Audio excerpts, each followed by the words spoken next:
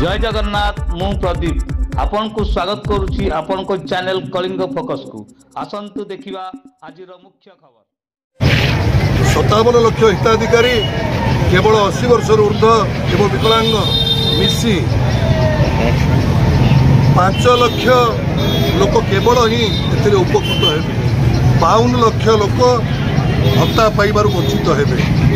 Councillor भाई मैंने पसंद कर विजु प्रेमी आपण मैंने जानी आज डबल इंजिन सरकार बीजेपी सरकार जिते सरकार को इलेक्शन इस्ताहार करथिला से इस्ताहार देथिला जे प्रति भत्ता हिताधिकारी को 3000 टंका लेखाए देवी सरकार आसिले मासे भितर आज की 2 मास हो गला से माने जो पूर्वतन मुख्यमंत्री जो 1000 टंका लेखाए भत्ता करते से 1000 टंका लेखाए देवाई कहले 3000 टंका देले नहीं से सभा आम प्रति म्युनिसिपालिटी तो वार्ड को जाई सबू लोक कहबू जे आपण मानक भूतई मिछुआ कथा कही 3000 टंका दे जो भोट आपण कोटू नहीं आम क्षमा देव ना से 3000 टंका देवा जाके आम आमर आंदोलन जारी रखू ये कह वक्त रखुची। नमस्कार।